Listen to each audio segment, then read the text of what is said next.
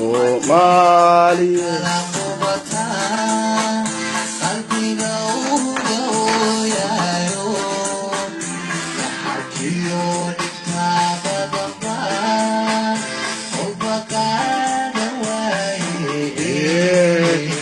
Somalia toso isku tiirsadaye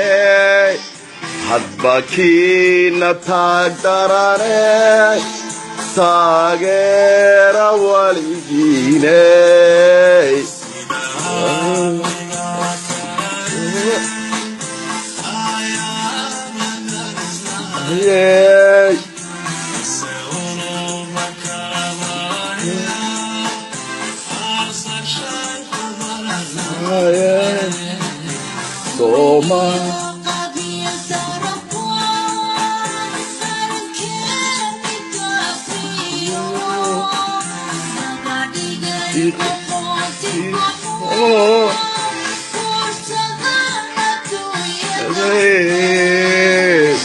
Mali toso isku tiirsadaye hadba kiina taagdarane taageera waligiine. بسم الله الرحمن الرحيم الحمد لله رب العالمين والصلاة والسلام على أشرف المرسلين سيدنا محمد وعلى آله وأصحابه أجمعين. أما بعد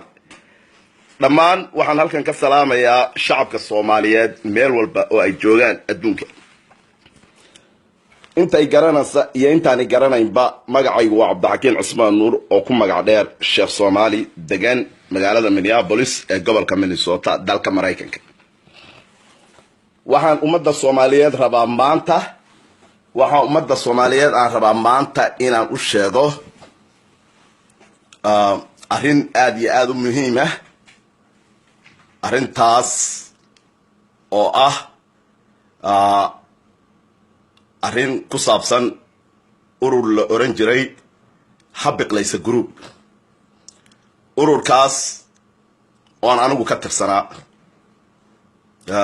waxaa jiray urur aanu samaynay oo la oran jiray Habiqlaysa Group. waxa ururka madax ka ahaa Daahir Calasow. ururkayagu waxaanu ku heshiinay oo isla meel dhignay in aanu Soomaaliya ka xoreyno gumaysigii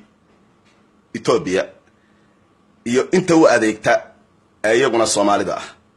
hadafkayga labaad wuxuu ahaa inaanu ka digno dhibaatada ay ku hayaan ururka al-shabaab iyo ururada argagixisada ah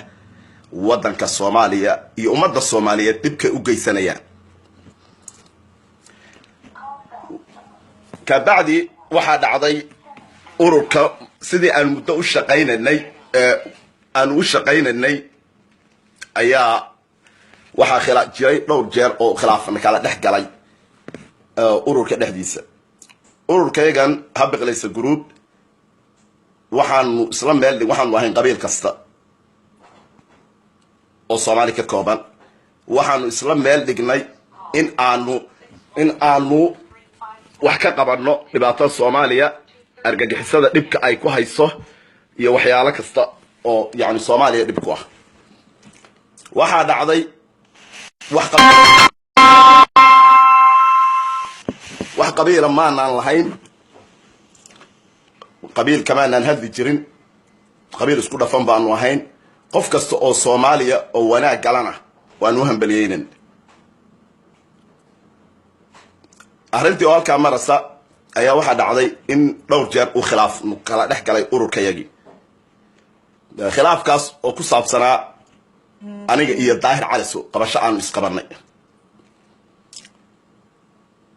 waxa dhacday waxyaalahan isku qabanay waxay kamid ahayd markii ugu horeysay khilaafka aniga Daahir Calasow aan isqabanay waxa uu ahaa dilkii loo geystay marxuumadii Saada Cali Warsame Allah yarxam ilaahay u naxariisto. saada waxaa dilay oo dilka u geystay kooxda argagixisada ah ee al-shabaab. saada ma dilin qabiil Soomaaliyeed mana dilin madax Soomaaliyeed ee waxa dilay ururka argagixisada oo isagu markaa gumaadayay dhammaan qof kasta oo ku jira dawladda oo xilka haya daahir calasow waxa uu sameeyay xadgudub uu ku sameeyay xeerkii noo yaalay haddaan nahay Habbiqlaysa Group waxa uu bedelay hadafkii iyo dalkii Saad Cali loo geystay waxa uu dusha ka saaray ummadda Soomaaliyeed qaar ka mid ah ganacsato ah dadka waqooyi ka soo jeeda iyo waliba ay dusha ka sii saaray ganacsade Cabdirashiid Dahabshiil inuu ka dambeeyay arrintaas aad baan uga cadhooday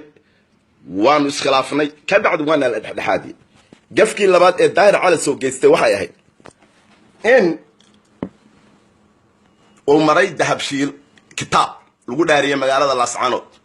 waxaanu nahay ummad islaam saad u tihiinba ummadda islaamka ah waxa u yaala waajib yani haddii qofku uu kitaab maro uu dhaarto waxa inagu waajiba inaynu aamino kitaabka quraanka kariimka ah daahir waxa uu khilaafay diinta islaamka waxa uu ka horiyay kitaabkii isagoo ku tilmaamay in ay waxay ku dhaarteen been yihiin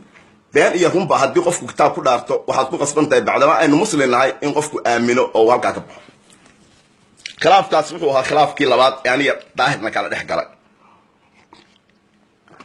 waxa dhacday khilaaf kale oo aniga daahir nagu kala yimi waxay ahayd inaan samaynin wax la yiraahdo personal attack oo aan qofka personal attack ama dan gaar ah aan u weerarin waxa dhacday in daahir dhowr jeer ii soo jeediyay inaan weerarno rag ay oo aflagaado u geysano oo baraha bulshada ku cayno rag ay isku isaga beel yihiin oo uu kamid yahay madaxweynaha maamulka Galmudug Cabdikariim Xuseen Guule run ahaantii arrinta waa ka diiday waana ka soo horjeestay waana isku qabanay daahir arrintaas ka bacdi waana la dhexdhexaadiyay gartii ana ka helay arrinta kale ee meesha jirtay waxa dhacday markii ay dhacday dawladda federaal oo dawladda Soomaaliya doorashada ay dhacday ee uu guuleystay Maxamed Cabdullaahi Farmaajo waxaan isku raacnay daahir inaanu u midowno ummadda Soomaaliyeed oo aanu meel uga soo wada jeesano oo ummadda wixii wax u qabanayaan aan taageerno ma joogin xilli la isxaqxagto ama la isqabqabsado daahir wuxuu bilaabay aflagaada ah madaxweynihii xilka ka dagay Xasan Sheekh Maxamuud oo isagu run ahaantii anigu mucaarad baan ku ah Xasan Sheekh Maxamuud laakiin Xasan Sheekh Maxamuud wuxuu soo gaarsiiyay ummadda Soomaaliyeed haykal dawladnimo ma ahayn waqti in la caayo ama la aflagaadeeyo anigu waan ku mudaharaaday dadkii ku mudaharaaday aan kamid ahaa dadkii ka soo horjeedan kamid ahaa laakiin waxyaalo badan uu qabtaa jirta waa lagu hambaliyay qofka walaalka ay wax wanaagsan uu qabtay waxa dhacday inuu markii doorashada ay dhacday Maxamed Cabdullaahi Farmaajo uu guuleystay madaxweynaha cusub ee Soomaaliyeed uu bilaabay daahir calasow inuu aflagaadeeyo madaxweynihii hore ee xilka ka dagay Xasan Sheekh Maxamuud inuu bilaabo aflagaada qabiil oo qabiilka abgaala oo ka dhashay madaxweynuhu taasina waxay wax khalad Xasan Sheekh Maxamuud waanu hambaliyay waxaan ku daahir waa ku khaldan tahay in aad hawshaas samaysid Xasan Sheekh Maxamuud waxa uu soo gaarsiiyay wadanka Soomaaliya haykal dawladnimo doorasho dhacday waa la kala guuleystay si sharafan oo wareejiyay haddaba daahir qorshihiisu wuxuu ahaa marka uu guuleystay madaxweyne Maxamed Cabdullaahi Farmaajo in uu sameeyo wax la yiraahdo inuu aflagaadeeyo dawladii hore inuu Xasan Sheekh Maxamuud madaxweyne hore aflagaado u geysto in la yiraahdo wax buu dhacay in la yiraahdo wax musuqmaasuq u sameeyay taasina wax soconaya maaha madaxweyne Cabdullaahi Farmaajo ilaahay sharfo si sharaf leh ayuu xilka ula wareegay madaxweyne Xasan Sheekh Maxamuudna haykal dawladnimo ay ummadii Soomaaliyeed soo gaarsiiyay si sharaf ula wareeg u dhiibay xilkii haddaba Soomaaliya waxaan rabaa maanta inaan idin sheego sidee ayuu ku shaqayn jiray Habbiqlaysa Group Habbiqlaysa Group waxaanu lahayn 5822 Facebook account oo ku kala baahsan adduunka dhamaantood qaar badagooda waxa sameeyay daahir calasow waana dadka u camira ama like u saara ama comment u saara ama share gareeya waa isla gudaha